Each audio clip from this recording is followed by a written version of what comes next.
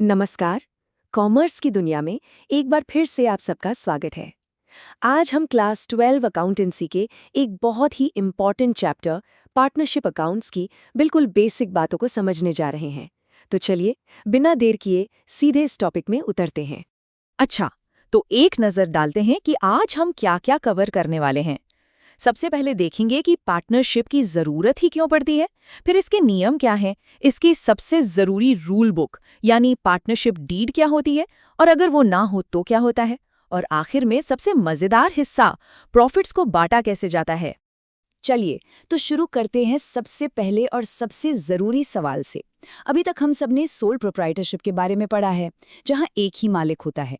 लेकिन जैसे-जैसे बिजनेस बड़ा होता है, अकेले काम करने के बजाय एक टीम बनाना क्यों बेहतर हो जाता है? ज़रा एक अकेले मालिक के बारे में सोचकर देखिए। सारा का सारा रिस्क, पूरी कैपिटल, सारे डिसीजंस, सब कुछ सिर्फ एक ही इंसान के कंधों पर होता है। पार्टनरशिप बस इसी बोझ को हल्का कर देती है। यहाँ क्या होता है? रिस्क बढ़ जाता है, अलग अलग लोगों से पैसा और नए नए स्किल्स आते हैं, और सबसे बड़ी बात, फैसले सब मिलकर लेते हैं। कहते हैं ना, एक से भले दो। तो अब जब ये क्लियर हो गया है कि पार्टनरशिप क्यों बनानी है, तो चलिए अब इसके बेसिक रूल्स को समझते हैं। आखिर वो कौन सी ज़रूरी बातें और अधिकार हैं जो किसी भी बिजनेस को पार्टनरशिप बनाते हैं। किसी भी ग्रुप को पार्टनरशिप कहलाने के लिए इन शर्तों को पूरा करना ही पड़ता है। और हाँ, यहाँ एक बहुत ज़रूरी बात समझनी है। पार्टनरशिप और को ओनरशिप में ज़मीन आसमान का फ़र्क है। मान लीजिए चिंटू, चिंटी और बंटी ने मिलकर सिर्फ एक प्रॉपर्टी खरीद ली, तो ये पार्टनरशिप नहीं है। पार्टनरशिप के लिए प्रॉफिट कमाने के मकसद से एक लीगल बिजनेस का होना सबसे ज़्यादा ज़रूरी है। और एक बार कोई पार्टनर बन जाता है तो उसे कुछ राइट्स अपने आप मिल जाते हैं। इनमें से सबसे मज़ेदार है नए पार्टनर को आने से रोकने का अधिकार। सोचिए, अगर 100 पार्टनर्स हैं और 99 एक नए इंसान को लाना चाहते हैं, लेकिन सिर्फ एक ने मना कर दिया, तो उस नए पार्टनर की एंट्री नहीं हो सकती। इससे पता चलता है कि हर एक पार्टनर की सहमति कितनी मायने रखती है। चलिए अब बात करते हैं पार्टनरशिप के सबसे ज़रूरी डॉक्यूमेंट की। इसे आप फर्म का संविधान भी कह सकते हैं, और ये है पार्टनरशिप डीड। तो पार्टनरशिप डीड ये वो रूल बुक है जिसे पार्टनर्स खुद मिलकर लिखते हैं। और इसका सबसे बड़ा फायदा क्या है? फायदा ये है कि पार्टनर्स कानून के डिफ़ॉल्ट रूल्स को मानने के लिए मजबूर नहीं हैं। वो अपने बिजनेस के लिए अपने हिसाब से अपने खुद के रूल्स बना सकते हैं। जैसे चिंटू, चिंटी और बंटी ये तय कर सकते हैं कि भाई प्रॉफिट बराबर नहीं, बल्कि जिसने जितनी कैपिटल लगाई है उस रेशियो में बटेगा। तो ये डीड उन्हें ऐसा करने की पावर देती है। और हाँ, ये भविष्य में होने वाले झगड़ों से भी बचाती है। ये एक बहुत बहुत बड़ा सवाल है। अगर कोई रूल बुक ही नहीं है, तो जब कोई झगड़ा होगा तब क्या होगा? क्या सारा काम रुक जाएगा? नहीं, बिल्कुल नहीं। यहीं पर इंडियन पार्टनरशिप एक्ट 1932 एक सेफ्टी नेट की तरह काम करता है। जब पार्टनर्स के पास अपना कोई एग्रीमेंट नहीं होता, तो इस एक्ट के नियम अपने आप लागू हो जाते हैं। तो ये रहे वो डिफ़ॉल्ट रूल्स, बिल्कुल साफ साफ। अगर कोई डीड नहीं है तो याद रखिए, प्रॉफिट हमेशा बराबर बंटेगा, चाहे किसी ने कितनी भी कैपिटल लगाई हो, इससे कोई फर्क नहीं पड़ता। किसी भी पार्टनर को उसकी कैपिटल पर कोई इंटरेस्ट नहीं मिलेगा, कोई सैलरी या कमीशन भी नहीं।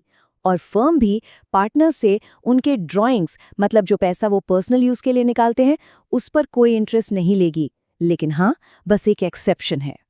और वो एक्सेप्शन ये है, अगर किसी पार्टनर ने अपनी कैपिटल के अलावा फर्म को कोई लोन दिया है, तो उसे उस लोन पर 6% पर एनम की रेट से इंटरेस्ट पाने का अधिकार है, चाहे डीड हो या ना हो। ये एक बहुत ही इम्पोर्टेंट रूल है, इसे हमेशा याद रखना चाहिए। तो अब हम आते हैं अपने आखिरी और सबसे प्रैक्टिकल हिस्से पर।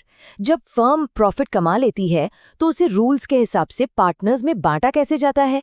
इसके लिए एक स्पेशल अकाउंट बनाया जाता है। सोल प्रोप्राइटरशिप में क्या होता था? सारा प्रॉफिट एक ही इंसान का था। लेकिन पार्टनरशिप में प्रॉफिट को बांटना पड़ता है। P&L एप्रोप्रिएशन अकाउंट ठीक यही काम करता है। ये P&L अकाउंट से मिले नेट प्रॉफिट को अपने स्टार्टिंग पॉइंट की तरह यूज करता है। इसका और कोई काम नहीं है, बस ये दिखाना है कि पार्टनर्स के बीच उस प्रॉफिट का बंटवारा कैसे होगा। इस प्रोसेस को समझना बहुत आसान है। फर्म नेट प्रॉफिट से शुरुआत करती है। इसमें वो इनकम जोड़ती है जो उसे पार्टनर्स से मिल रही है, जैसे कि इंटरेस्ट ऑन ड्राइंग्स। फिर वो उन सभी चीज़ों को माइनस करती है जो उसे पार्टनर्स को देनी है, जैसे इंटरेस्ट ऑन कैपिटल और सैलरी। जो आखिर में बचता है वही है असली प्रॉफिट जो पार्टनर्स में बांटा जाता है।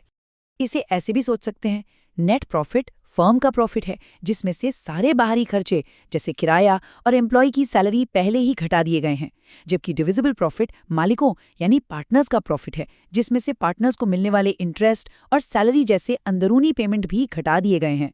ये फर्क समझना एक बहुत जरूरी कॉन्सेप्ट है। शॉर्ट में कहें तो ये सब मालिकों के बारे में है।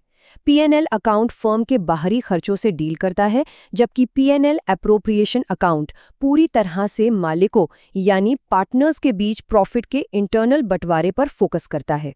तो आज हमने पार्टनरशिप की नींव को अच्छे से समझ लिया है, लेकिन ये सवाल हमें अगले बहुत ही इंपॉर्टेंट टॉपिक की तरफ ले जाता है। इंटरेस्ट ऑन कैपिटल और इंटरेस्ट ऑन ड्रॉइंग्स की कैलकुलेशन होती कैसे है?